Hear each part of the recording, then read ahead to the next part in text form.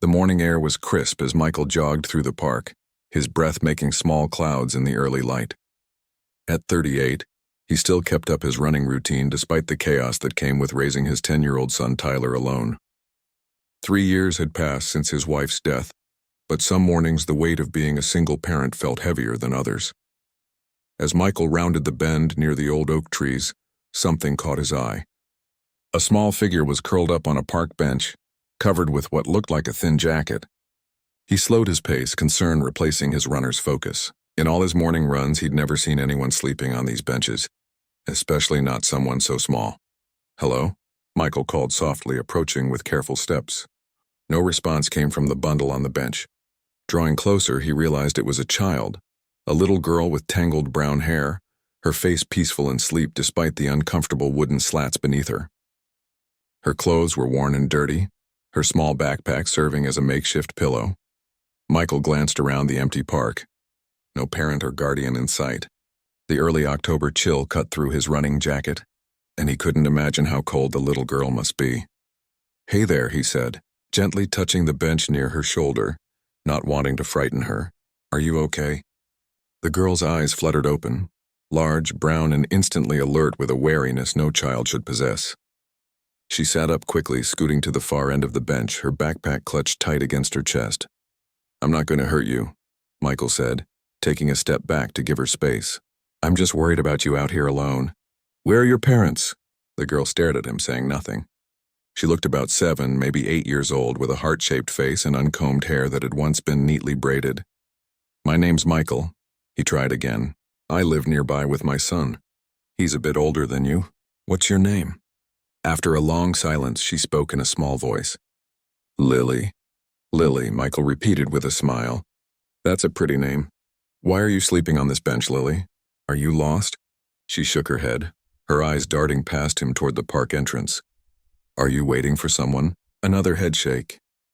"Do you have somewhere to go? Someone I can call for you?" Lily looked down at her worn sneakers. "No," she whispered. Michael ran a hand through his hair, unsure what to do. He couldn't just leave a child alone in the park, but he was already running late for work and Tyler would be waiting for breakfast before school. "Have you had anything to eat today, Lily?" Her stomach answered with a growl before she could shake her head. Michael checked his watch and made a quick decision. "Listen, my house is just 5 minutes from here. How about you come with me, get something to eat, and we can figure out who to call to help you. I promise it's safe. My son will be there too." Lily hesitated, studying his face with an intensity that seemed beyond her years. Finally, she nodded slightly and stood up, keeping the backpack hugged to her chest. "Great," Michael said, relieved she'd agreed. "It's this way." They walked in silence through the park. Michael tried to make conversation, but Lily answered only in nods or single words. Something about her struck him as unusual. Not just her situation, but the careful way she walked, always keeping some distance between them, her eyes constantly scanning their surroundings. When they reached his modest 2-bedroom house, Michael could see Tyler through the kitchen window, pouring cereal for himself. The sight of his son going about their normal morning routine made the strangeness of the situation hit home. What was he doing bringing a stranger, a child, into their home? But looking down at Lily's thin shoulders and tired eyes, he knew he couldn't have done anything else. "Tyler," Michael called as they entered. "We have a guest for breakfast." Tyler appeared in the hallway, spoon still in hand, his dark hair sticking up in the back where he hadn't combed it yet. His eyes widened at the sight of Lily. "Dad?" The question held all the confusion Michael himself felt. "This is Lily," Michael explained, guiding her gently toward the kitchen. "I found her in the park. She's going to have breakfast with us while we figure out how to help her." Tyler looked skeptical but nodded. At 12, he'd grown more serious, more responsible than Michael sometimes wished he had to be. "Hi," Tyler said to Lily. "Want some cereal? We have 3 kinds." In the kitchen, Michael prepared a bowl of cereal and some toast for Lily, who ate quickly but neatly, her eyes occasionally darting between him and Tyler as if expecting something bad to happen. When she'd finished, he gave her a glass of orange juice, which she drank more slowly, her small fingers gripping the glass tightly. "Lily," Michael said, sitting across from her at the table while Tyler packed his school bag. "I need to call someone who can help you. Do you understand? There are people whose job it is to make sure kids are safe." Fear flashed across her face. "Please don't," she whispered. "Why not, sweetheart? They can help find your family." Lily stared at her empty bowl. "I don't have a family anymore." The simplicity of her statement hit Michael like a physical blow. He knew that feeling, the emptiness after losing someone. But at least he had Tyler. Who did this little girl have? "Everyone has someone," he said gently. "Maybe grandparents? Aunts or uncles?" She shook her head firmly. "Just me now." Michael met Tyler's eyes over Lily's head. His son gave a small shrug, but Michael could see concern in his expression too. "Dad, we're going to be late," Tyler reminded him. Reality crashed back. Work deadlines, school, their whole busy day ahead. None of which could accommodate an unexpected child in crisis. "Right." Michael pulled out his phone. "I need to make a call, but I'm still going to help you, Lily, okay?" He stepped into the living room and called social services, explaining the situation in a low voice. The overworked caseworker on the other end sighed heavily. "Honestly, we're slammed today. There was a house fire last night, and we've got 5 kids in emergency placement. The earliest someone could come out is tomorrow morning." "Tomorrow? But what about today?" "What am I supposed to do with her?" "Sir, if you could keep her safe until tomorrow, that would actually be a huge help. Otherwise, she'll just sit in an office all day until we find placement, which might not be until late tonight anyway." Michael looked back into the kitchen where Tyler was showing Lily how to make a smiley face with banana slices on her toast. His son had lost his mother. This girl had apparently lost everyone. The parallel wasn't lost on him. "Fine," he agreed. "But first thing tomorrow." After hanging up, he called his boss to explain he'd be working from home. A family emergency. 3 years of reliable work bought him some flexibility, though he knew he'd be up late catching up. "Tyler, go finish getting ready for school," Michael said, returning to the kitchen. "I'll drive you today." "What about her?" Tyler asked, nodding toward Lily. "She's going to stay with us today, just until tomorrow."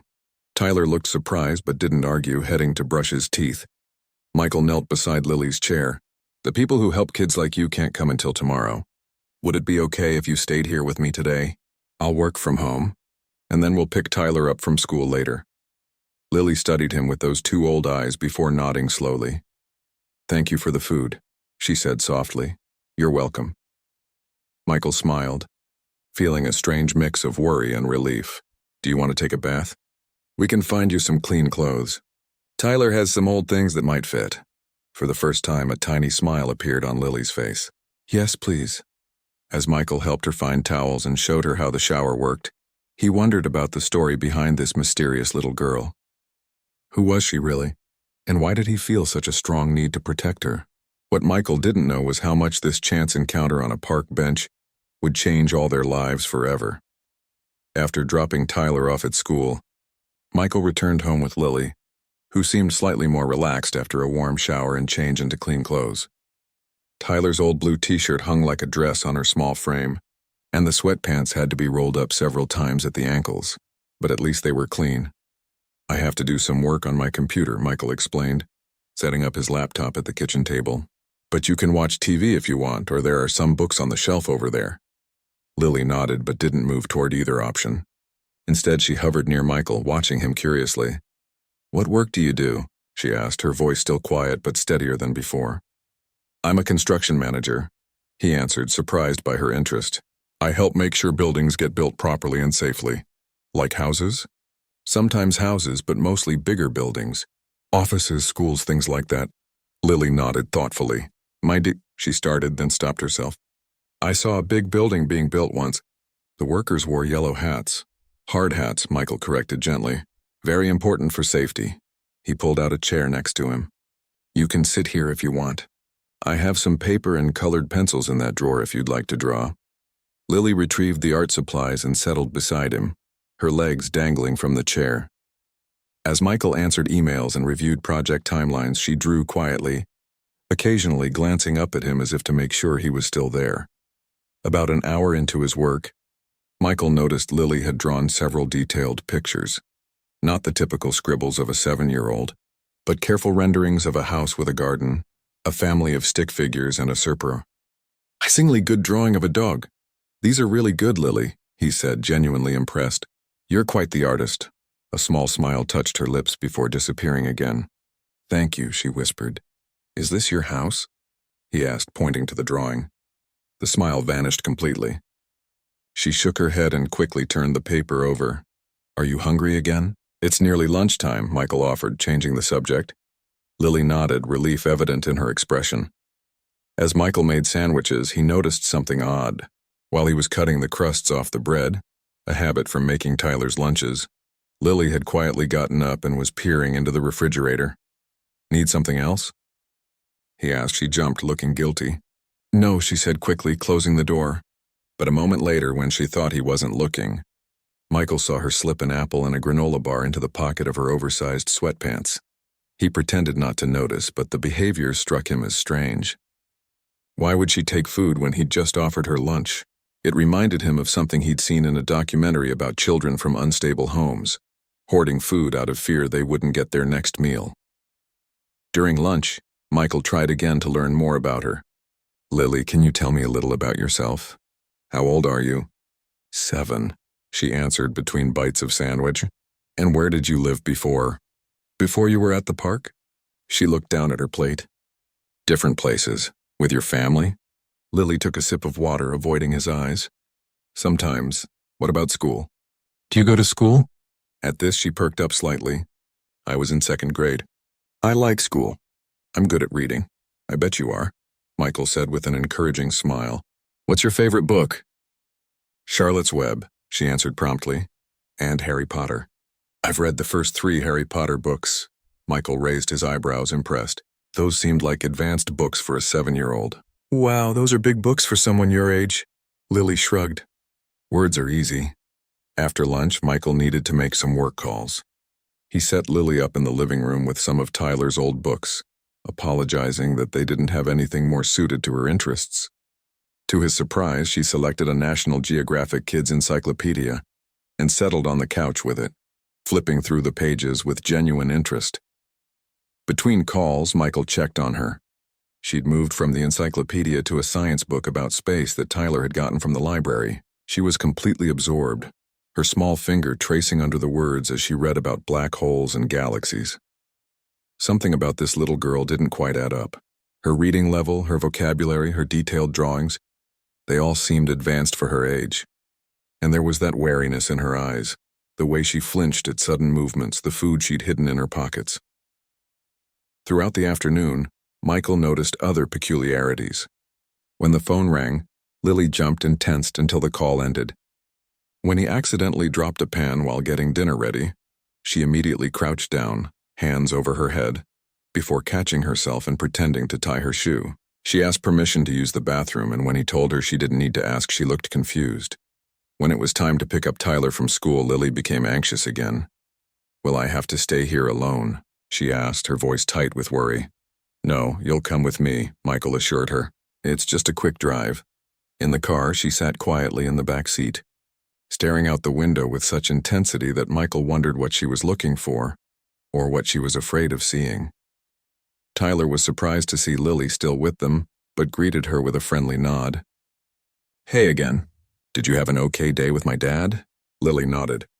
He's nice, she said simply.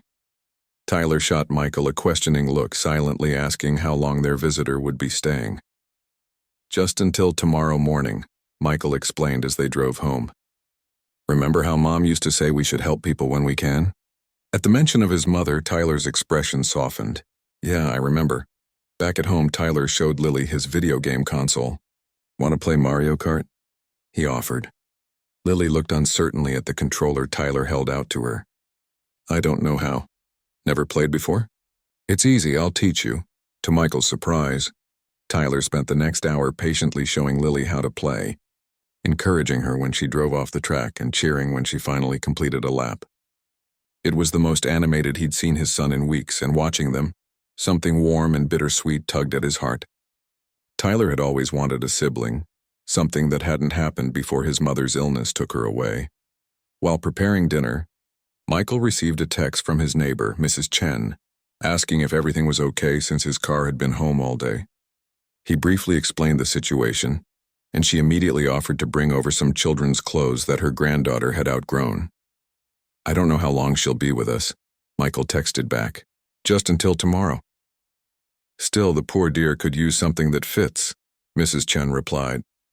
20 minutes later, she arrived with a small bag of girls' clothing and a stuffed rabbit. Every child should have something to cuddle, she said with a warm smile. Michael introduced Lily, who thanked Mrs. Chen politely but seemed overwhelmed by the attention. When Mrs. Chen left, Lily examined the clothes with reverent fingers as if they were made of something precious. "Would you like to try them on?" Michael asked. Lily nodded eagerly and took the bag to the bathroom. She emerged wearing a simple purple dress that fit her much better than Tyler's old clothes. A shy smile on her face as she twirled once to show it off. "You look very nice," Michael said, and Tyler gave a thumbs up from the couch. During dinner, Michael noticed that despite her evident hunger, Lily ate with surprisingly good manners. She kept her elbows off the table, used her napkin frequently, and even thanked him for the meal when she finished. Another piece that didn't quite fit with a child who had been sleeping on a park bench. After dinner, Tyler had homework, and Michael sat at the table helping him with math while Lily explored the bookshelf again. When Michael glanced over, he was startled to find her organizing the books, carefully arranging them by size and subject. "You don't have to clean up, Lily," he called over. She froze, looking embarrassed. "Sorry, I just like when things are in order." "No need to apologize. That's actually very helpful." As bedtime approached, Michael prepared the couch with sheets and a blanket. "You can sleep here tonight, Lily, is that okay?" She nodded, clutching the stuffed rabbit Mrs. Chen had brought. "If you need anything in the night, my room is just down the hall. The bathroom is right there, and Tyler's room is next to mine." "Thank you," Lily said, sitting on the edge of the couch. "You're very kind." There was something in her voice, a maturity, a depth of feeling that caught Michael off guard again. Who was this mysterious child? What had she been through? After Tyler went to bed, Michael received a call from social services confirming they would come at 9 the next morning. When he returned to the living room to check on Lily, he found her sitting up on the couch staring at the television that wasn't turned on. "Everything okay?" he asked, sitting beside her. "Will they take me away tomorrow?" she asked, her voice barely audible. Michael hesitated. "They'll find a safe place for you to stay while they figure things out." "I don't want to go," Lily whispered, tears welling in her eyes for the first time since he'd found her. "Can't I stay here with you and Tyler?" The raw vulnerability in her question made his chest tight. "Lily, I don't even know your last name or where you come from. There must be people looking for you, worried about you." She shook her head firmly. "No one is looking for me. How can you be sure?" "Because," she began, then closed her mouth, tears spilling onto her cheeks. Michael gently put his arm around her small shoulders, and to his surprise, she leaned into him, her body trembling with silent sobs. "Whatever it is, Lily, you can tell me. I want to help you." She pulled back, wiping her eyes with the back of her hand. For a moment, he thought she might confide in him, but then she simply said, "I'm just tired." "Okay," Michael said softly, knowing not to push. "Try to get some sleep. Things often look better in the morning." As he turned out the lights and headed to his own room, Michael couldn't shake the feeling that there was much more to Lily's story than a child without a home. The way she read books meant for older children, her careful manners, her organized nature, none of it matched what he'd expect from a homeless child. That night, he lay awake thinking about her, wondering who she really was and why she had ended up on that park bench. Little did he know, the answers would shake his world in ways he couldn't imagine. Michael woke early the next morning, his mind still troubled by thoughts of Lily. He found her already awake, the blankets neatly folded on the couch, standing by the living room window watching the sunrise. In the soft morning light, she looked even smaller and more vulnerable. "Good morning," he said quietly. "Did you sleep okay?" Lily turned, her face serious. "Yes, thank you." She had changed into another outfit from Mrs. Chen's bag, a simple blue sweater and jeans. "I made the bed," she added, gesturing to the folded blankets. "I see that." "Thank you." Michael checked his watch. "We have about 2 hours before the social worker comes. How about some breakfast?" In the kitchen, Michael started making pancakes while Lily sat at the table, watching him with those observant eyes. "Can I help?" she asked suddenly. Michael smiled. "Sure. You can stir the batter if you'd like." He showed her how to mix the ingredients, and she took to the task with surprising care and precision. As they cooked together, Michael tried once more to learn something about her past. "Lily, before you were in the park, where were you staying?" Was it in this city? She concentrated on stirring, not meeting his eyes. Not far from here, she said vaguely. Were you with family? She hesitated. I was with my father. Finally, a piece of information. And where is he now? Did something happen to him? Lily's stirring slowed. He doesn't know where I am. He must be very worried about you, Michael said gently. Something flashed in Lily's eyes. Not sadness, but what looked like anger. He's not, she said firmly. Before Michael could ask anything more, Tyler shuffled into the kitchen, his hair disheveled from sleep. Morning, he mumbled, dropping into a chair. We're making pancakes, Michael told him. Lily's helping. Tyler looked between them, seeming to sense the tension. Cool, he said, reaching for the orange juice. They ate breakfast together, the conversation shifting to safer topics like favorite foods and TV shows. Lily seemed to relax again, even laughing at a joke Tyler made. Watching them, Michael felt a strange pang in his chest. In just one day, this mysterious little girl had carved out a space in their home that somehow felt natural, as if she belonged there. After breakfast, Michael was washing dishes when he heard a sound from the living room, the television news. He hadn't turned it on and Tyler was in the shower. In the living room, he found Lily standing very still in front of the TV, her face pale. On the screen, a reporter stood outside an impressive stone house, speaking into a microphone. Police continue to search for 7-year-old Lillian Chambers, who disappeared 4 days ago from her family's estate in Oak Ridge County. Her father, prominent businessman James Chambers, has offered a substantial reward for information leading to her safe return. The screen showed a school photograph of a girl with neatly braided brown hair and a practiced smile, unmistakably Lily. Lillian, Michael said softly. Lily, or Lillian, whirled around, her eyes wide with fear. Please, she whispered. Please don't call them. Michael approached slowly and knelt to her level. Lily, your father is looking for you. He's worried sick. She shook her head violently. No, he's not. He doesn't care about me. He just doesn't want people to think he's a bad father. How do you know that? Lily's chin trembled. Because he let her hurt me. Who? Michael asked, his stomach tightening. Vanessa. Lily spat the name. His girlfriend. She's mean when he's not looking. She says mean things and sometimes... She trailed off, unconsciously rubbing her arm. Does she hurt you? Michael asked carefully, his protective instincts flaring. Lily looked down. She pinches me and pulls my hair, and once she pushed me down the stairs and told my father I fell. Does your father know this? I tried to tell him. He said I was making it up because I missed my mom. Lily's voice cracked. My mom died 6 months ago. She was sick for a long time. Michael's heart broke for her. No wonder she'd seem so lost, so wary. I'm so sorry, Lily. After Mom died, Dad started working all the time. Then Vanessa moved in and tears spilled down her cheeks. I tried to be good, I really did. But she hates me. She told me no one would ever love me like they loved my mom, and that I was just in the way. Michael felt a surge of anger toward this unknown woman who could be so cruel to a child, especially one who had just lost her mother. So you ran away? Lily nodded. I packed my backpack and left when they were having a party. No one saw me go. She looked up at him, her eyes pleading. Please don't make me go back. She'll be even worse now. Michael was about to respond when the doorbell rang. His heart sank. The social worker was early. Stay here, he told Lily, squeezing her hand reassuringly. At the door was a woman with a clipboard and a kind but tired face. Mr. Evans? I'm Andrea Wilson from Child Protective Services. I'm here about the child you reported. Yes, Michael said, stepping outside and partially closing the door behind him. But there's been a development. I just saw a news report. She's Lillian Chambers. Her father has reported her missing. Andrea's eyebrows shot up. The Chambers girl? We've all been briefed on that case. She looked past Michael toward the house. She's been here the whole time? Since yesterday morning. But listen, Michael lowered his voice. She's told me some concerning things. She says her father's girlfriend has been abusing her, physically and emotionally. That's why she ran away, Andrea frowned. That's a serious allegation. I believe her, Michael said firmly. I've noticed things. She flinches at sudden movements. She hoards food. And there's a sadness in her that goes beyond just losing her mother.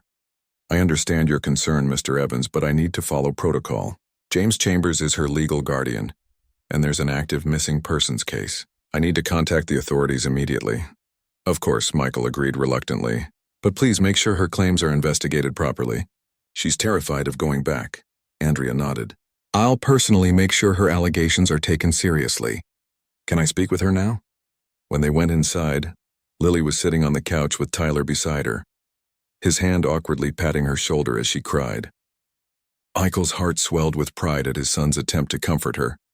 Lily, Michael said gently, this is Ms. Wilson from Child Protective Services. She needs to talk with you. Lily looked up, her face streaked with tears. Are you going to make me go back? Andrea sat across from her. Lily, right now my job is to make sure you're safe. I heard what you told Mr. Evans about Vanessa. Can you tell me more about that? For the next half hour, Lily talked while Andrea took notes. She described incidents of verbal cruelty, neglect, and physical abuse. She explained how her father was rarely home, how Vanessa would act loving toward her when he was around but turn mean the moment he left the room. And did you tell anyone else about this? Andrea asked. I told my teacher once, Lily said. But Vanessa is friends with the principal, so nothing happened. She just said I was seeking attention. Michael felt sick listening to her story. How could so many adults have failed this bright, sensitive child? When Lily finished talking, Andrea closed her notebook. Thank you for being so brave, Lily. I'm going to have to make some calls now, including to the police who are looking for you. But I promise we're going to make sure you're safe. Do I have to leave right now? Lily asked, her voice small. Andrea glanced at Michael. Mr. Evans, would you be willing to let Lily stay here while we sort this out? It would be temporary, of course. Of course she can stay, Michael said without hesitation. Dad? Tyler spoke up for the first time. Can I be excused from school today? I don't want Lily to be alone. Michael was surprised by his son's request. That's thoughtful, buddy, but I'll be here with her. Please? Tyler insisted. She needs a friend. After considering it, Michael nodded. All right, I'll call the school. While Andrea made her calls from the porch, Michael sat between the children on the couch. Lily, he said softly, I want you to know that whatever happens, you did the right thing by telling the truth. No one should hurt you like that, ever. Lily leaned against his arm. I'm scared, she whispered, I know. But Ms. Wilson is going to help, and you're safe here with us for now. Why are you so nice to me? She asked, looking up at him with red-rimmed eyes. The question caught him off guard. Because every child deserves kindness and safety, he answered simply. And because I can see what a special person you are. Tyler nodded in agreement. Yeah, you're pretty cool for a little kid. You're really smart, and you don't touch my stuff without asking. A tiny smile broke through Lily's tears. Later that morning, Andrea returned with news. The police had been notified, and they wanted to speak with Lily. Also, James Chambers had been informed that his daughter was found safe. He's on his way here now, Andrea said. Lily's face went pale. No, please, he's coming alone, Andrea assured her. Vanessa is not with him. Will you stay? Lily asked Michael, clutching his hand. I'll be right here, he promised. The next hour passed in tense waiting. Tyler showed Lily his collection of comic books to distract her, but her eyes kept darting to the window. Michael made calls to his boss, explaining he needed another day off for a family emergency. Finally, a sleek black car pulled up outside. From it emerged a tall man in an expensive suit, his face haggard with worry. James Chambers looked nothing like the polished businessman Michael had expected. He looked like a broken man. When the doorbell rang, Lily hid behind Michael. Andrea answered the door, speaking quietly with James before leading him into the living room. The moment he saw his daughter, James's composed facade crumbled. Lillian, he gasped, taking a step toward her, then stopping when she shrank back. Oh, thank God you're safe. Mr. Chambers, Andrea said formally, before you speak with Lillian, I need to inform you that she's made some serious allegations about your girlfriend, Vanessa Porter. She claims Ms. Porter has been physically and emotionally abusing her in your absence. James's face went from relief to shock to something darker, rage perhaps, or deep shame. What? He whispered, looking at his daughter. Lillian, is this true? Has Vanessa been hurting you? Lily, still half hidden behind Mikey. Elle nodded silently. James sank onto the edge of a chair, his head in his hands. "Why didn't you tell me?" he asked, his voice breaking. "I did," Lily said, her voice stronger now. "You didn't believe me." The words seemed to hit James like physical blows. When he looked up, there were tears in his eyes. "I'm so sorry, Lillian. I've been lost since your mother died. That's no excuse, I know. I should have protected you. I should have seen." "Mr. Chambers," Andrea interjected, "we'll need to conduct a formal investigation into these allegations. In the meantime, we need to discuss a temporary placement for Lillian." James nodded, wiping his eyes. "Of course. Whatever is best for her safety." "No," Lily said suddenly, stepping out from behind Michael. "I want to stay here. With Michael and Tyler. They're nice to me." All eyes turned to Michael, who was as surprised as anyone by her request. I'm not a certified foster parent," he stammered. "Actually," Andrea said thoughtfully, "there is a temporary guardianship arrangement we sometimes use in special circumstances. It would require Mr. Chambers' consent, of course." James looked at his daughter, then at Michael. "You've been caring for her?" Keeping her safe when I failed to? Michael nodded uncomfortably. Anyone would have done the same. "No," James said quietly. "They wouldn't have." He turned to Andrea. "If Lillian feels safe here, and if Mr. Evans is willing, I would consent to a temporary arrangement while you investigate. I want what's best for my daughter, even if that means admitting I've made terrible mistakes." Andrea looked surprised but pleased. "We'll need to do a background check on Mr. Evans, but given the circumstances, we could expedite that." Michael's head was spinning. "I'd need to think about this. Talk to Tyler." "Dad," Tyler said, stepping forward. "We should let her stay. Mom would want us to help." Looking at his son's determined face, then at Lily's hopeful one, Michael felt something settle in his chest, a certainty that this was the right thing to do, however complicated it might become. "All right," he said. "If it's what Lily wants and if it helps keep her safe, she can stay with us temporarily." Lily's face lit up with the first real smile he'd seen from her. In that moment, despite all the uncertainty ahead, Michael knew he'd made the right decision. This little girl who had appeared so mysteriously on a park bench had somehow found her way not just to his home, but to his heart. What none of them realized yet was how much they would all need each other in the difficult days to come. As accusations flew, investigations began, and the truth about Lily's life with Vanessa came fully to light. The next few days were a whirlwind of paperwork, interviews, and adjustments. Michael had to speak with police officers, social workers, and court officials.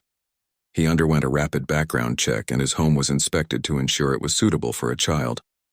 Through it all, Lily remained quiet but watchful, as if afraid the adults might change their minds at any moment.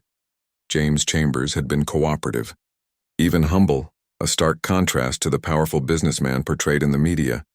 He arranged for Lily's clothes and belongings to be brought to Michael's house but kept his distance, understanding his daughter's need for space.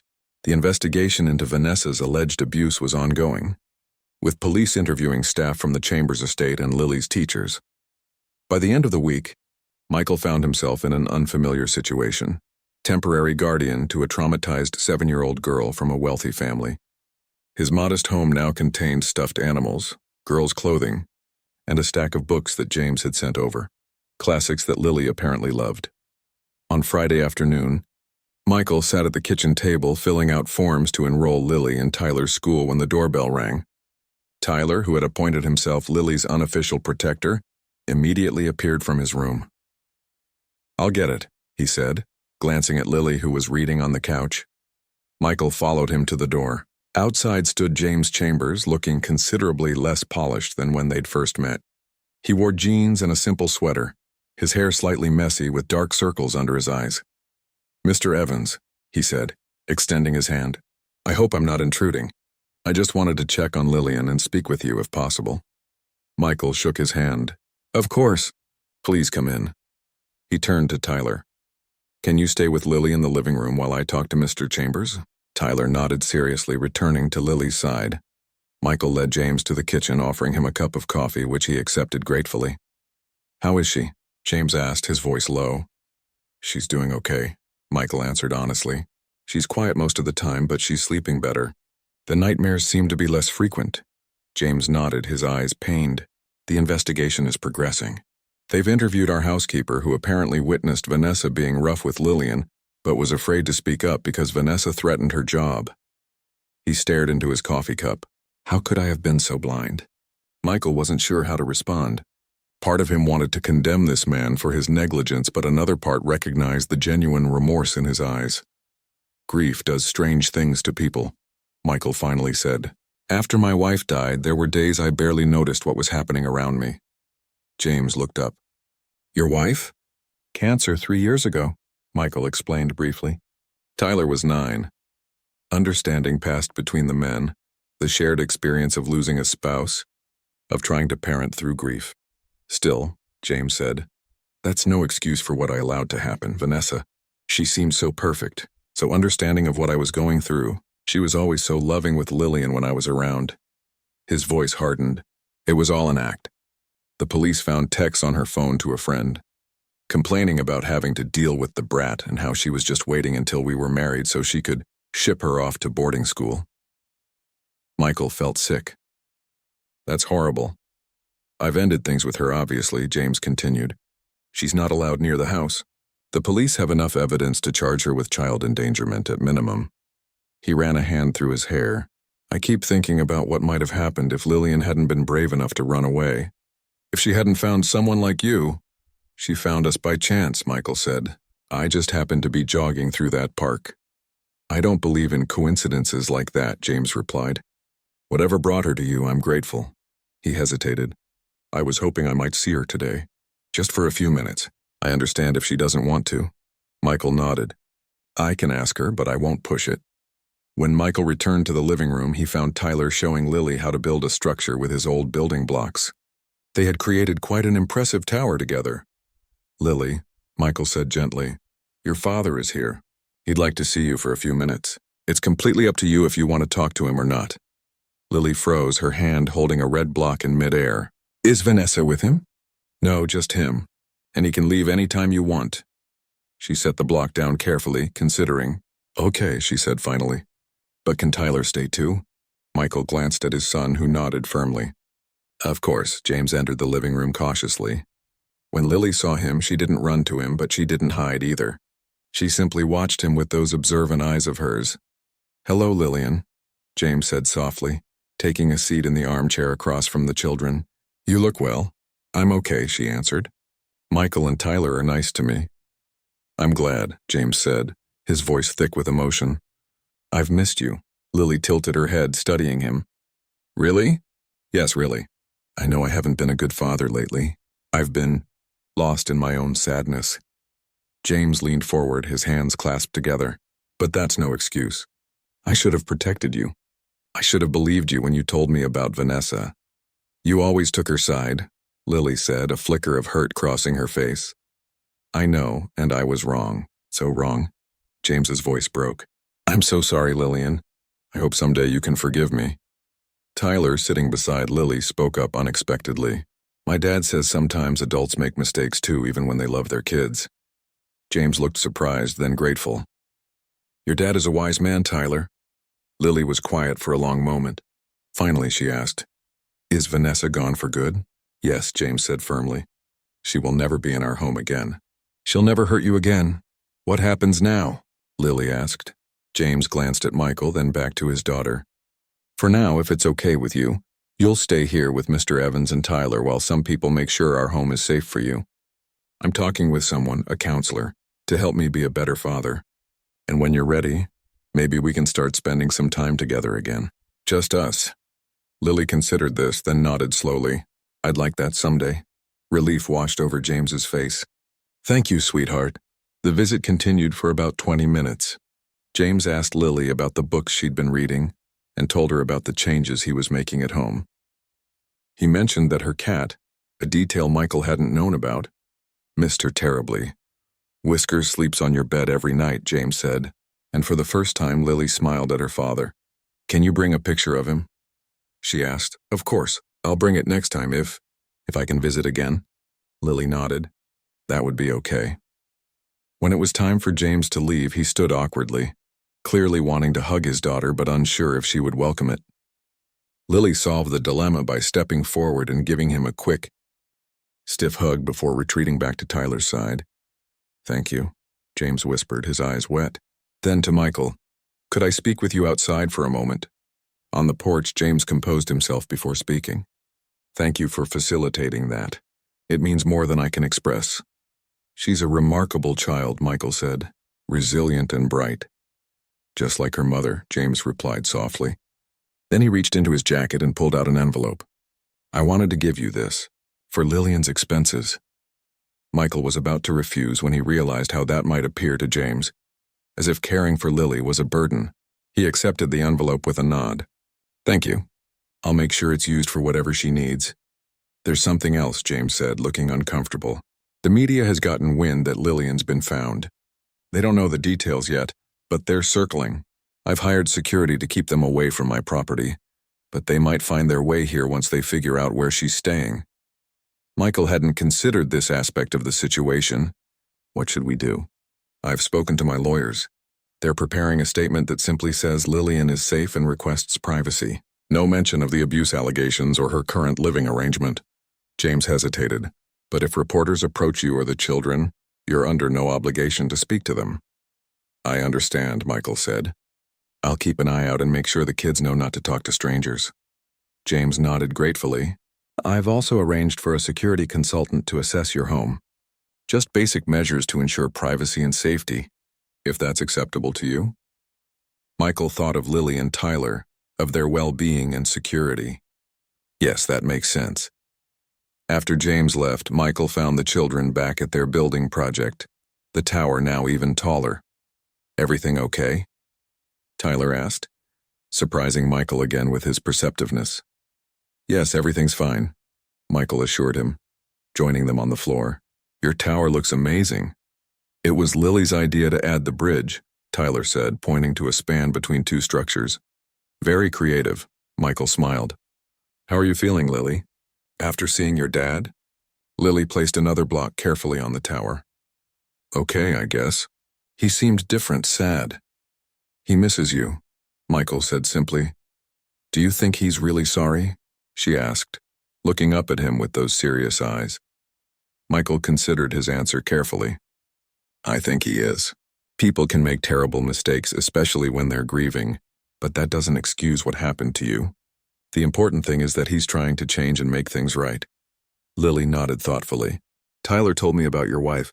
"His mom? Did he?" Michael glanced at his son, who looked down, suddenly interested in sorting blocks by color.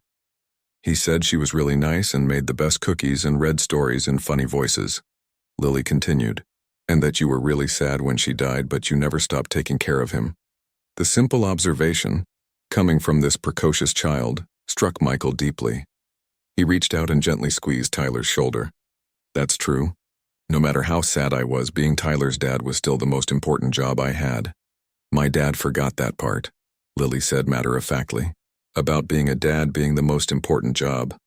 I think he's remembering now," Michael said softly.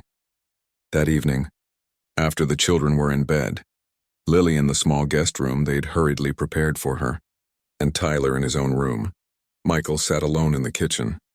The envelope James had given him lay unopened on the table.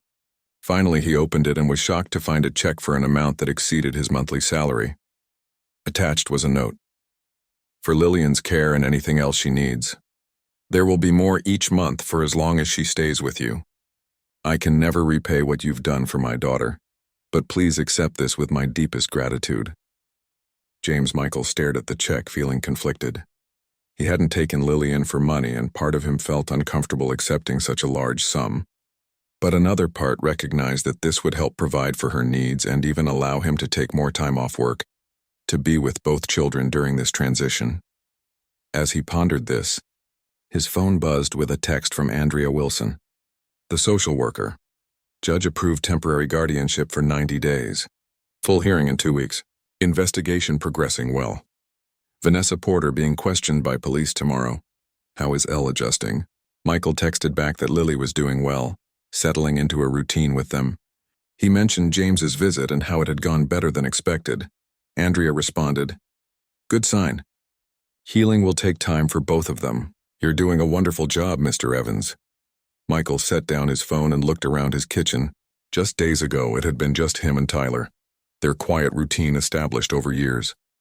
Now there were pink cups in the cabinet, a booster seat at the table, and drawings stuck to the refrigerator with butterfly magnets. Life could change in an instant. He'd learned that when his wife was diagnosed and again when she died. But this change, this unexpected addition to their small family, felt different. It felt strangely like something that was meant to be. Tomorrow would bring new challenges, possibly reporters, definitely more meetings, and the ongoing process of helping Lily heal. But for tonight, Michael was content knowing that both children were sleeping safely under his roof. Whatever happened next, they would face it together. 3 months had passed since that fateful morning when Michael found Lily on the park bench. Spring had turned to summer and the days were longer and warmer. In that time, much had changed for all of them. Lily had officially been enrolled in Tyler's school, finishing the last month of 2nd grade. Her intelligence had been quickly noticed by her teachers, who recommended testing that revealed she was academically advanced. The plan was for her to skip ahead to 3rd grade in the fall, putting her just 2 grades behind Tyler. The legal situation had evolved as well. Vanessa Porter had been charged with child abuse and was awaiting trial. The evidence against her was substantial. Not just Lily's testimony, but statements from household staff who had witnessed her cruelty and text messages, in which she had openly discussed her resentment of Lily. James Chambers had cooperated fully with the investigation, his priority clearly his daughter's well-being rather than his public image. The temporary guardianship arrangement had been extended for another 3 months, giving everyone time to adjust and heal. James visited regularly now, usually twice a week. At first the visits had been supervised and somewhat tense, but gradually, Lily had begun to open up to her father again.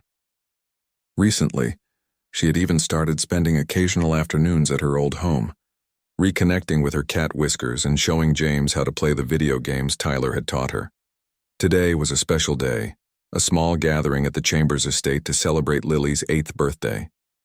Michael and Tyler were invited, of course, along with Mrs. Chen, Andrea Wilson, and a few of Lily's new friends from school.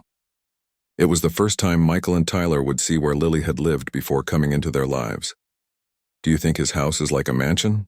Tyler asked as they drove, a wrapped gift on his lap, a set of astronomy books he had picked out himself.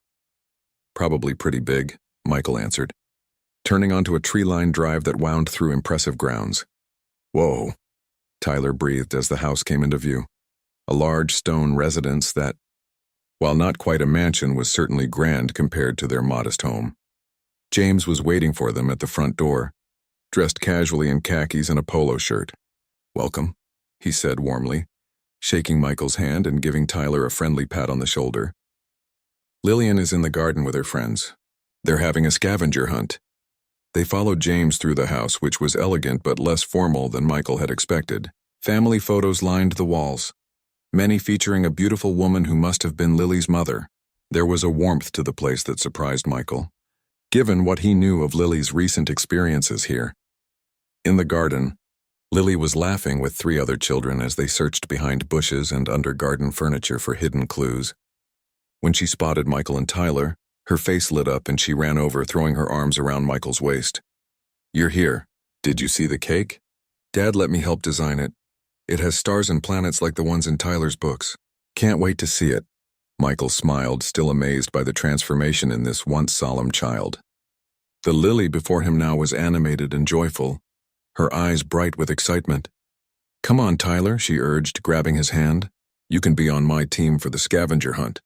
Tyler, who at 13 might have been expected to think himself too old for such games, went willingly, allowing himself to be pulled into the activity with the younger children. "She looks happy," Michael observed to James as they watched from the patio. "Thanks to you," James replied. "Both of you, really. Tyler has been such a good influence on her." They sat at a garden table where Mrs. Chen was already enjoying lemonade.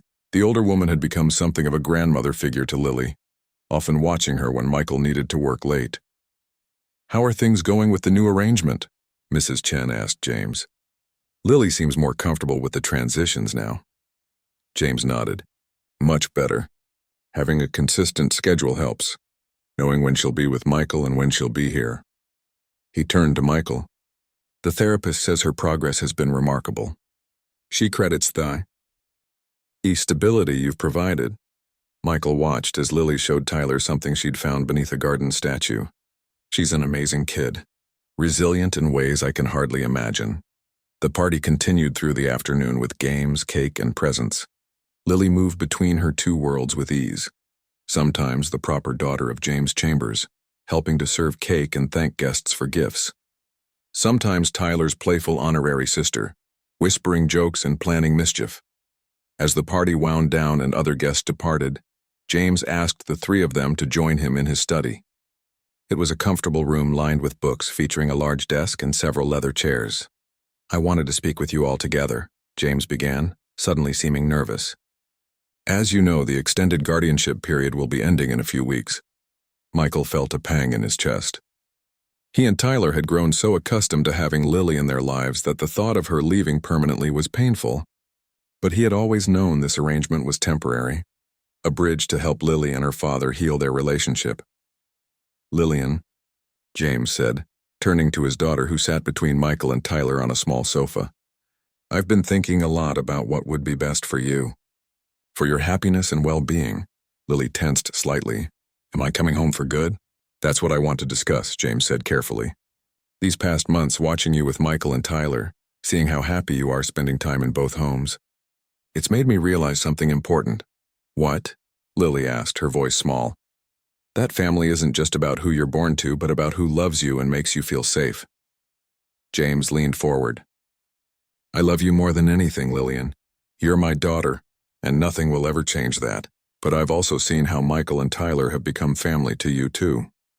Tyler, who had been quietly listening, shifted closer to Lily, their shoulders touching in silent support.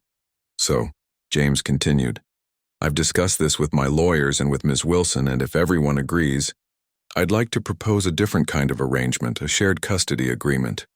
Michael blinked in surprise. Shared custody? James nodded. You would continue to be Lillian's legal guardian along with me. She would split her time between both homes, perhaps weekdays with you since your home is closer to her school and weekends here with me.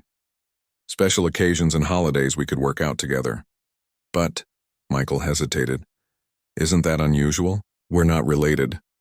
It's not common, James acknowledged, but it's not unprecedented either. The court considers what's in the child's best interest above all else. And it's clear to everyone, her therapist, Ms. Wilson, her teachers, that having both families in her life has been tremendously beneficial for Lillian. What do you think, Lily? Michael asked, turning to the girl whose life would be most affected by this decision. Lily looked between the three of them, her father, Michael and Tyler, her eyes wide with wonder. I could have both for real. Not just for now, but forever, if that's what you want, James said gently. And if Michael and Tyler are willing. Dad? Tyler looked at Michael, his expression serious. I want Lily to stay with us. She's like my sister now. Michael felt a lump in his throat. Over these months, he had come to love Lily as if she were his own daughter. The thought of making this arrangement permanent filled him with unexpected joy. I would be honored, he said sincerely. But James, are you sure? It's a big decision. James smiled, a genuine expression that reached his eyes. I've never been more sure of anything. My pride and stubbornness cost Lillian dearly once before. I won't make that mistake again. This isn't about me. It's about giving her the family she needs and deserves. Lily jumped up from the sofa, her face radiant. Yes, I want that. She hugged her father tightly, then turned and threw an arm around both Michael and Tyler. My two families together. Later, as Michael and Tyler prepared to leave, Lily walked them to the car. She had chosen to stay at her father's house for the night as it was a special occasion. Are you sure you're okay staying here tonight? Michael asked her quietly. You can still come home with us if you want. Lily smiled at his concern. I'm sure. Dad and I are going to look at the stars with my new telescope. She hugged him tightly. Thank you for finding me on that bench. Michael knelt to her level, looking into those intelligent eyes that had seen too much sadness for someone so young. Thank you for being brave enough to trust us. As they drove away, Tyler was unusually quiet, staring out the window. Everything okay, buddy? Michael asked. Tyler nodded slowly. Yeah, just thinking. About what? About Mom, Tyler said softly. I think she would have really liked Lily. Michael reached over and squeezed his son's shoulder. She would have loved her, do you think? Tyler hesitated. Do you think Mom somehow helped us find Lily? Like maybe she knew we needed each other? Michael thought about the strange coincidence that had led him to jog through that particular park on that specific morning. A deviation from his usual route because of construction. He thought about how Lily had appeared in their lives just when the house had begun to feel too quiet, too empty. You know what? He said thoughtfully. I think maybe she did. When they arrived home, the house felt different knowing that Lily would be returning in just a day, not as a temporary guest but as a permanent part of their family. Michael noticed little signs of her presence everywhere. A jacket hanging by the door, drawings on the refrigerator, a small pair of shoes neatly placed on the rack. While Tyler got ready for bed, Michael sat on the porch swing, looking up at the stars that Lily and her father would be observing tonight. 3 months ago, he had been a single father doing his best to raise his son alone. Now, through an incredible series of events, their family had expanded in ways he never could have imagined. James had changed too, transforming from the distracted, grief-stricken father who had failed to protect his daughter into a man determined to put his child's needs first, even if that meant sharing her with another family. It was a kind of courage and love that Michael deeply respected. The next morning, Michael woke early and found Tyler already in the kitchen, carefully arranging Lily's favorite cereal and bowl on the table.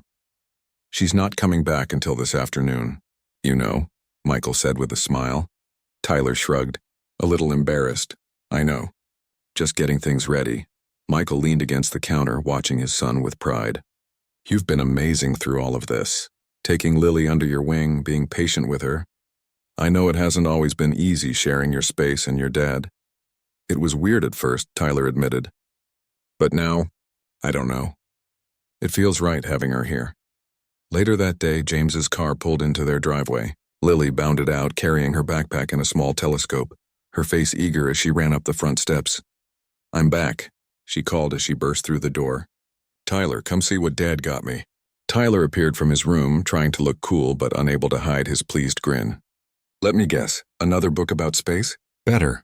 A real star map of tonight's sky. Dad says we can all go to the hill behind his house next weekend to look for constellations. As the children disappeared into the living room, James lingered at the door with Michael. Everything go okay last night? Michael asked. James nodded. She had a nightmare, just one, but she knew where to find me and we talked through it. The therapist says they'll probably continue for a while, but they should become less frequent. She had fewer last week at our place too, Michael observed. We're getting there, James said, his voice reflecting both hope and determination. One day at a time. The two men, once strangers from different worlds, shared a moment of understanding. They had been brought together by a child's need, by a chance encounter on a park bench, and in the process had formed an unusual but genuine friendship. Inside the house, they could hear Lily's excited voice explaining something to Tyler, who was asking thoughtful questions. The sound of their children's voices, happy, engaged, caring for each other, was all the confirmation they needed that they had made the right choice. This unusual family, a single father and his son, a widowed businessman and his daughter, had been forged through hardship and healing, through taking chances and opening hearts. None of them could have predicted where that morning jog through the park would lead. But standing here now, looking at what they had built together, Michael wouldn't have changed a thing. As James prepared to leave, he paused. I never asked, what made you stop that morning? When you saw her on the bench? Most people would have just kept jogging. Michael thought about it. I'm not entirely sure. Something just told me I needed to help. James smiled. Some might call that fate. Maybe, Michael agreed, or maybe just being human. Inside, Lily's laughter rang out, bright and uninhibited, the sound of a child who felt safe and loved. For Michael, that sound was all the reward he would ever need for that simple act of kindness on a chilly spring morning when he chose to stop rather than pass by, to reach out rather than turn away. Sometimes the most unexpected encounters can lead to the most beautiful journeys, and sometimes family is found in the most unlikely places, even on a park bench at dawn, where a single act of compassion can change not just one life but many.